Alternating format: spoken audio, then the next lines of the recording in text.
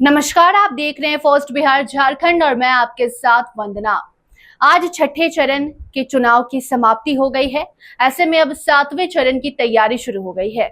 सातवां चरण यानी कि आखिरी चरण 1 जून को मतदान होना है। उसके ठीक पहले अब राहुल गांधी बिहार आ रहे हैं। पटना में 2 जनसभा को वो संबोधित करेंगे, रैली करेंगे। अब सवाल ये उठता है कि चुनाव खत्म होने के कगार पर आ गया और राहुल गांधी सिर्फ और सिर्फ अभी तक एक बार, वो भी भागलपुर में, अपने प्रत्याशी के लिए वोट मांगने आए। क्या राहुल गांधी सिर्फ कोरम पूरा कर रहे हैं? क्योंकि दूसरी तरफ प्रधानमंत्री नरेंद्र मोदी को अगर हम देखें तो वो लगातार बिहार आ रहे हैं। सिर्फ पीएम मोदी ही नहीं बल्कि बीजेपी के कई बड़े बड़े नेता बिहार आ रहे हैं और जनसभा को संबोधित कर रहे हैं, अपने प्रत्याशी के लिए वोट मांग रहे हैं। लेकिन अगर इंडी गठबंधन की बात करें तो सिर्फ और सिर्फ तेजस्वी यादव और मुकेश सहनी ने सारा मोर्चा संभाला हुआ है। और अब जब सवाल उठने लगे तो राहुल गांधी 27 मई को बिहार आ रहे हैं। इन्हीं मुद्दों पर हम चर्चा करेंगे। हमारे साथ स्टूडियो में मौजूद है राजीव रंजन जी। सबसे पहला सवाल राजीव जी यही रहेगा कि क्या कोरम पूरा करने राहुल गांधी अब बिहार आ रहे हैं? बिल्कुल वंदना जी, आप सही कह रही हैं कि राहुल गांधी महज कोरम पूरा करने के लिए बिहार आ रहे हैं, क्योंकि 27 मई को जो उनकी जनसभा पटना में 2 स्थानों पर निर्धारित की गई है, तो जब वो आ रहे हैं तो अंतिम चरण यानी कि 7वें चरण में बिहार की मात्र 8 लोकसभा सीटों पर मतदान होना बाकी रहेगा।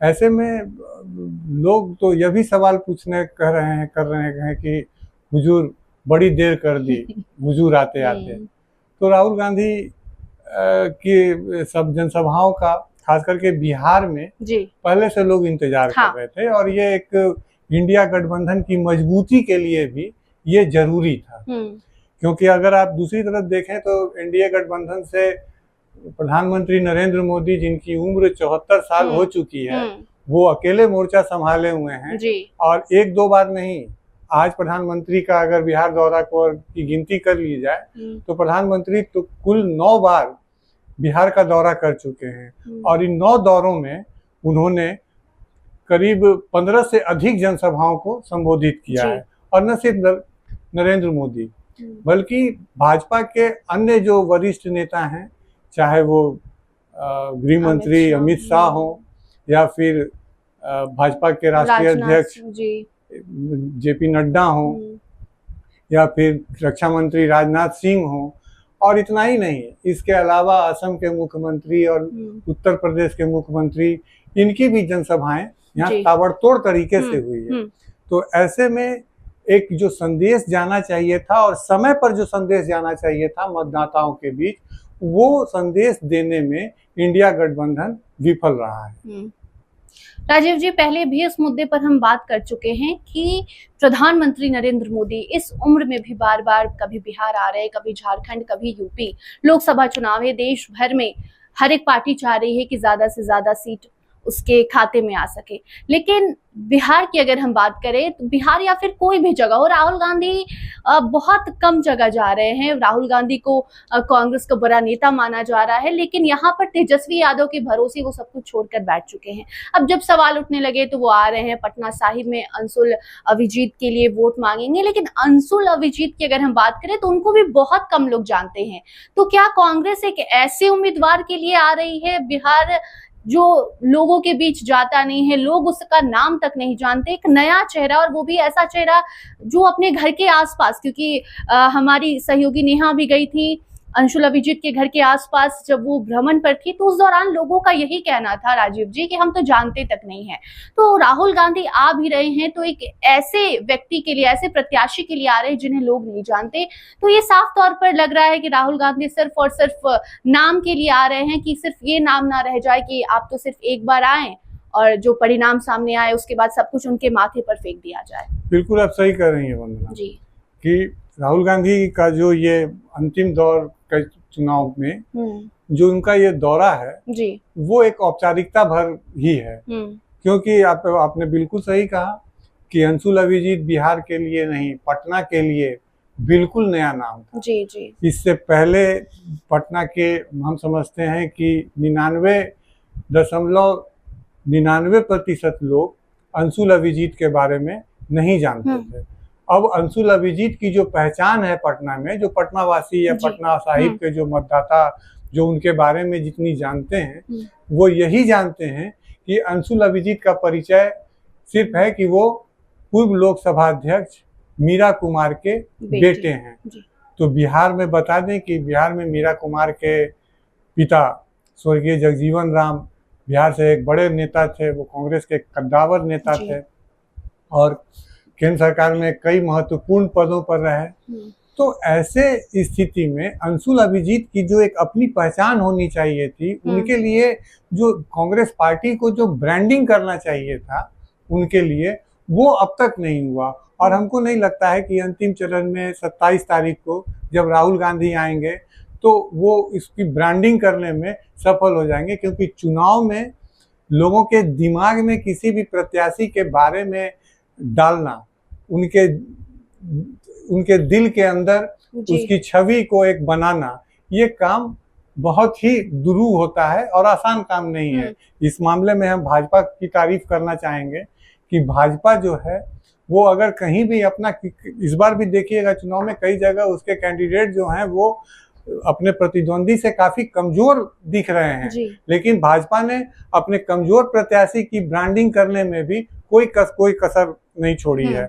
उसके लिए प्रधानमंत्री नरेंद्र मोदी की जनसभा हो रही है, फिर पीछे से उसके लिए जेपी नड्डा, अमित शाह भी आ रहे हैं, राजनाथ सिंह भी आ रहे हैं, और जरूरत पड़ी तो भाजपा के जो फायर ब्रांड नेता हैं इस समय असम के मुख्यमंत्री हिमंता बिस्वा शर्मा, वो भी आ रहे हैं। तो क्या होता है कि जब लगातार एक प्रत्याशी के पीछे पूरी पार्टी की जब ताकत लगती है और बड़े नेता जो जिनका चेहरा लोग रोज देखते हैं, उनकी बातें सुनते हैं, जब उनके मुंह से अपने प्रत्याशी की बात सुनते हैं कि कांग्रेस ने पटना में अंशुल अभिजीत को चुनाव मैदान में उतारा है, अंशुल अभिजीत की क्या विशेषता है, इनकी पढ़ाई लिखाई कहाँ से हुई है, तो इसके लिए जो एक क्या कहते हैं कि जो प्रचार अभियान शुरू किया जाता है उसमें काफी पिछड़ी हुई दिख रही है कांग्रेस यहाँ खास करके। जी राजीव जी, कुछ ही दिन पहले प्रधानमंत्री नरेंद्र मोदी जब पटना आए तो पहले ऐसे प्रधानमंत्री वो बन गए जिन्होंने रोड शो किया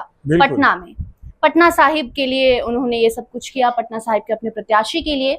वहीं दूसरी तरफ अब राहुल गांधी आएंगे तो एक तरफ अंशुल अभिजीत के लिए वोट मांगेंगे, दूसरी तरफ मीसा भारती जो पाटलिपुत्र सीट से हैं, उनके सामने रामकृपाल यादव हैं जो कि उनको पहले से ही 2 बार हरा चुके हैं, तो उनके लिए भी जाएंगे, जनसभा करेंगे। तो क्या आपको लगता है कि राहुल गांधी का आना 27 मई को पटना साहिब और पाटलिपुत्र सीट के लिए, वहीं दूसरी तरफ पीएम मोदी बार बार पटना आ रहे हैं, कल स्मृति ईरानी भी आई थी, और पटना में जो रोड शो पीएम मोदी का हुआ उस पर राहुल गांधी का आना हावी होगा क्या? कुछ मतलब वोट बैंक बटोरने में वो सफल हो पाएंगे?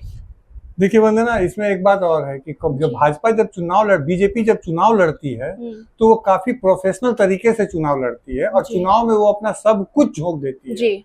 ये कमी जो है वो कांग्रेस में कोई नई नहीं है, इससे पहले भी इस तरह की कमियां कांग्रेस में आई हैं। हम यहाँ सिर्फ राहुल गांधी की बात नहीं करेंगे, हम राहुल गांधी के अलावा बिहार की जनता को प्रियंका गांधी का भी इंतजार था, क्योंकि जिस तरह प्रियंका गांधी इन दिनों राजनीति में सक्रिय हुई हैं और उन्होंने उत्तर प्रदेश में मोर्चा संभाल रखा है, खासकर अमेठी और रायबरेली की सीट को लेकर के, उस तरह का अगर प्रियंका गांधी की पटना में, बिहार के अन्य चुनाव क्षेत्रों में अगर 2-3-4 सभाएं हो जाती तो हो सकता था कि जो कांग्रेस के बिहार में जो 9 उम्मीदवार चुनाव मैदान में हैं उनको थोड़ी सी मदद मिलती, उनकी मजबूती यहाँ बन सकती थी। लेकिन राहुल गांधी पटना नहीं आए, राहुल गांधी के अलावा प्रियंका गांधी का पटना में बिहार में कोई दौरा नहीं हुआ। इसके अलावा जो मल्लिकार्जुन खड़गे जो राष्ट्रीय अध्यक्ष हैं इस समय कांग्रेस पार्टी के, उनकी भी जो जनसभाएं हुई वो भी नाकाफी साबित हुई। हालांकि मल्लिकार्जुन खड़गे 2 बार बिहार आए और 2 बार बिहार आने के साथ ही उन्होंने यहाँ कुल 4 जनसभाएं की, लेकिन वो नाकाफी था। जब आप तो खुद देख रहे हैं कि प्रधानमंत्री 15-15 जनसभाएं कर रहे हैं जिस राज्य में, वहां जनसभाएं ही नहीं कर रहे हैं। यह पहला मौका था जब प्रधानमंत्री पटना में, देश का कोई भी प्रधानमंत्री पटना की सड़कों पर उतरकर लोगों से वोट देने की अपील कर रहा था। और नरेंद्र मोदी ने पटना में वो जो भी 2-2.5 किलोमीटर का जो उनका रोड शो था, उसमें उन्होंने हजारों लोगों के साथ उन्होंने अपनी कनेक्टिविटी बना ली। तो ये चीज जो है, जो चुनाव प्रचार करने का जो तरीका है, ये कांग्रेस को भाजपा से सीखना होगा। जी राजीव जी, आज भी पीएम मोदी पटना आए, पटना आकर फिर वो यहाँ पर सभा की है और उसके बाद आज छठे चरण का चुनाव है और ऐसे में पीएम मोदी ने आज 3 सभा की है। दूसरी तरफ अमित शाह भी बार बार बिहार आ रहे हैं और अब जाकर इंडी गठबंधन में तेजस्वी और मुकेश सहनी के अलावा राहुल गांधी मैदान में उतरेंगे और अपने प्रत्याशी के लिए वोट मांगेंगे। देखना दिलचस्प होगा कि अब उनका आना क्या कुछ इंडी गठबंधन को फायदा दिलवाता है।